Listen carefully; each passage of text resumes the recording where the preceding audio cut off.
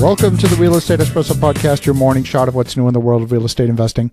I'm your host, Victor Menashe. This is the weekend edition where we interview notable people from the world of real estate investing.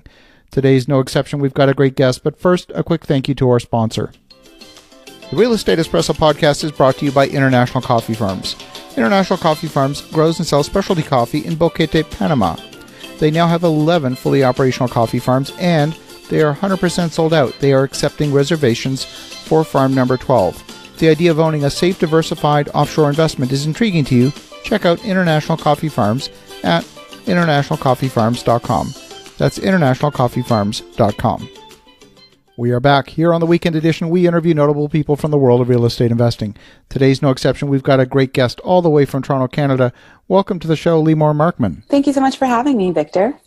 Limor, we've known each other for several years, and you have a slightly different perspective on the world of real estate investing. Not only are you an investor, you're also involved in the education side of the real estate industry. So today what we're going to do is we're going to pull back the curtain a little bit and look behind the scenes at what it means to be a real estate educator.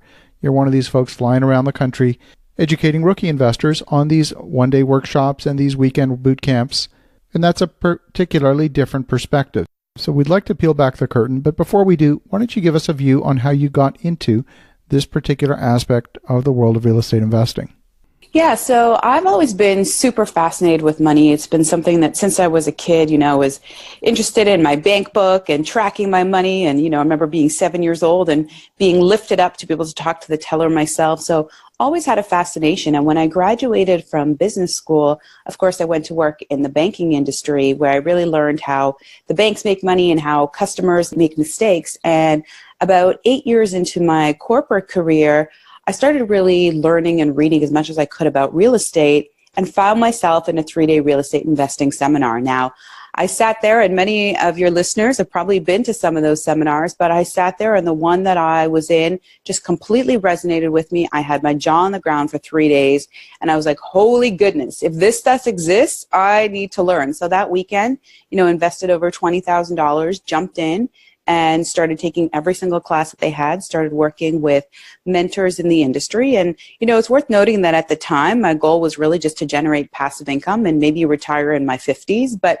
once I had a taste and realized I could make more money through one real estate deal than my year-end bonus, things really started to change. And within 2.5 years, replaced my corporate income with real estate funding my life. And what was really interesting is that even that very first weekend when I sat there in those seats and was learning about what was possible, I had a vision of myself being up there, even though I had zero in the real estate at the time. But I thought, wow, it was so cool that the instructor was there and looked to be having such a great time. And so even at that point, sort of planted the seed and made a little business card, which I was both really proud of and very embarrassed. And at the end of the weekend, I went, and when people were leaving, I kind of went up to the instructor and slinked over and handed them this card. And, their response was, okay, kiddo, let's get you started in real estate. And then we'll get you thinking about teaching down the road. So it was funny that it was such an inkling early on.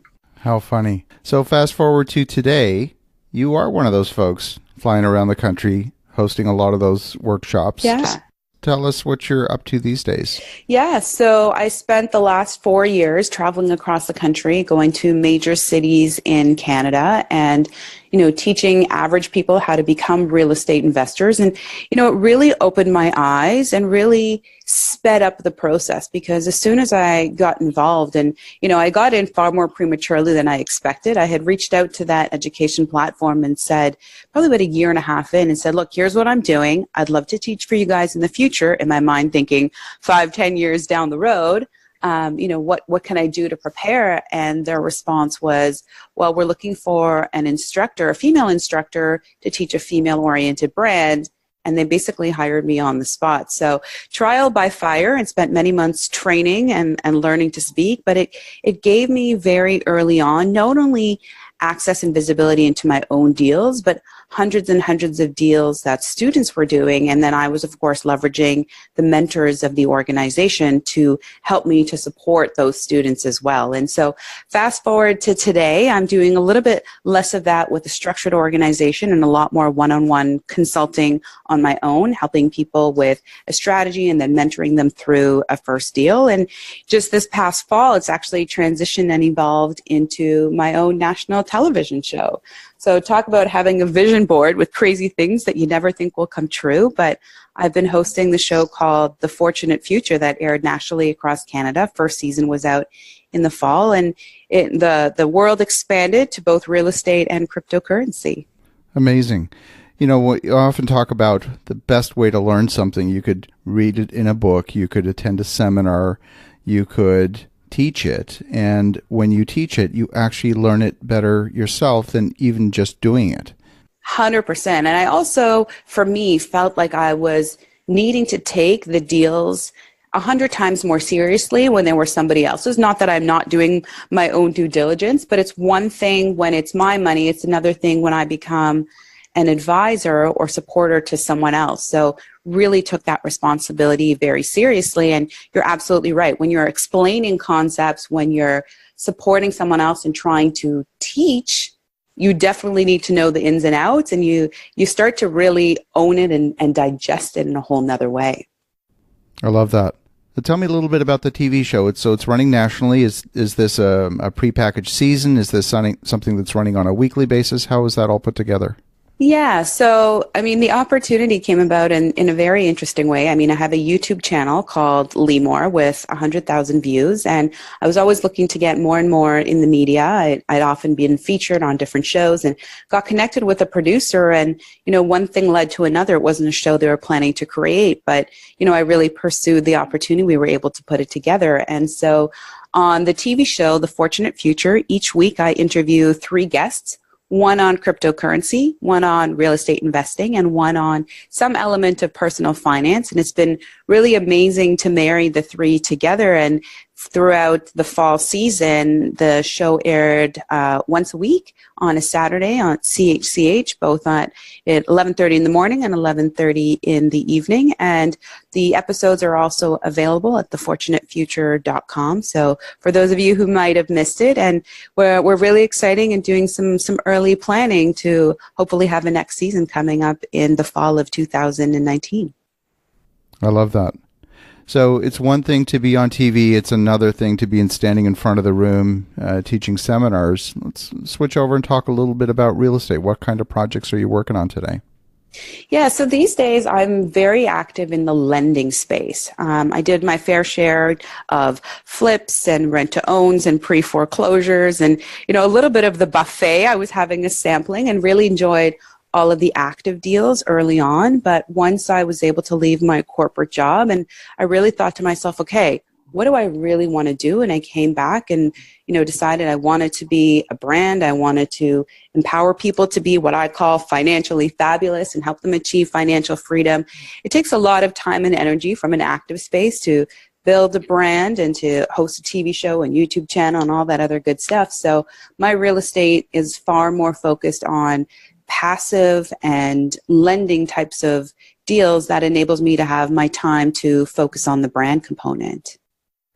I love that. You know, one of the things that I keep hearing this myth of passive income, and I'm a believer that there's no such thing as a passive business. They're all active businesses. You can invest passively in an active business, but there are no such thing as true passive businesses. How do you vet the people? How do you know that you're dealing with the right people, make sure that your funds are protected? How does that all work?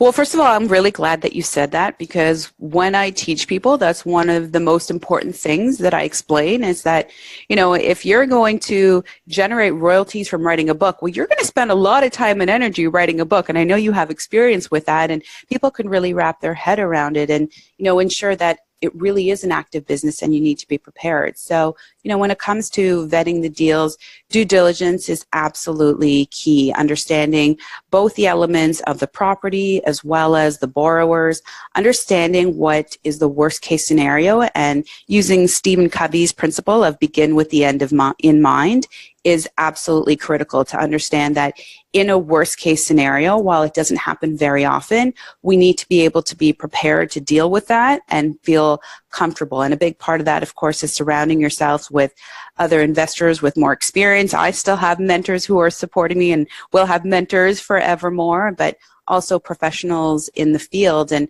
making sure that I've got enough of not only my own vetting, but support from professionals to ensure that, when I'm lending my money, when I'm involved in a deal, that I am as protected as possible and I go in with eyes wide open, but also that I'm ready that if it should turn or modify, as happens in this world. I like to think of it as a Tetris piece, right? It's coming down, you think you have a plan, and all of a sudden you got to shift it over and do something else. But, just be ready for that and have an open mind and a good attitude.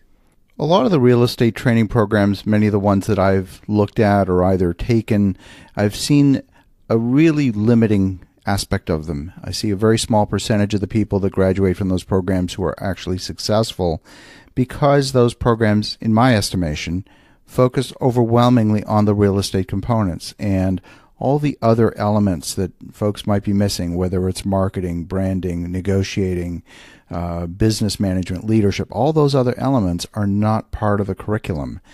And it's the folks that actually have those other things from some other element of their life that actually enables them to be successful. What are your thoughts on that? What's been your experience?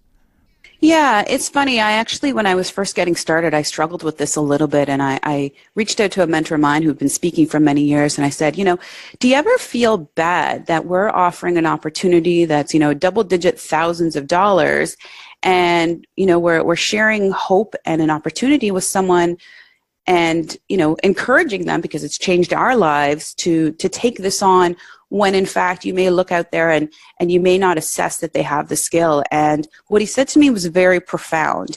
And he said, who am I to judge who is going to really run and exceed with this opportunity? And that's really blown my mind, because over the years I've seen, real estate students who I thought were going to just rocket to the moon, do not much, and other individuals that I assumed didn't have the skill set just completely excel. So I've really removed myself from that standpoint. I've definitely seen that the education programs have, some of them at least, have become a little bit more well-rounded. But, as an entrepreneur, I'm always looking to upgrade my skills.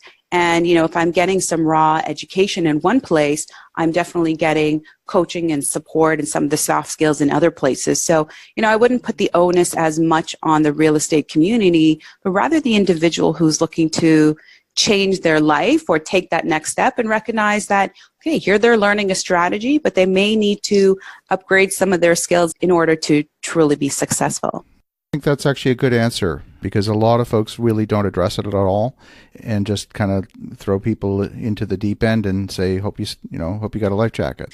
Totally. And I mean, one of the other things that I would encourage if someone is listening and, they're considering some education, I think it's really important to have a component that's got strategy and sort of the technical skills coupled with someone who is a mentor. So all of my coaching that I do these days are twofold. So I'm teaching up front, and then I'm a mentor through their first deal, because, just getting the technical skills is not necessarily enough. Just because what might happen, you throw them in the deep end, all of a sudden, there's an unexpected shark that comes. They don't necessarily know what to do in their situation. So I would encourage people to really look for programs and support that has multiple components that can help them really succeed. I love that. So Limor, folks want to get in touch, what's the best way? Yeah, well, with a name like Limor, it's very easy to find. I'm on Facebook, Limor Markman, my YouTube channel, youtube.com/Limor, and of course, my website, limor.money, and all of that is LIMOR. Anyone can reach out, and I would love to connect with some more investors. Well, thank you for joining us today, and for the listeners at home, definitely reach out to Limor. Find her anywhere, LIMOR, on social media. And in the meantime, have a great rest of your weekend. Go make some great things happen. And we'll talk to you again tomorrow.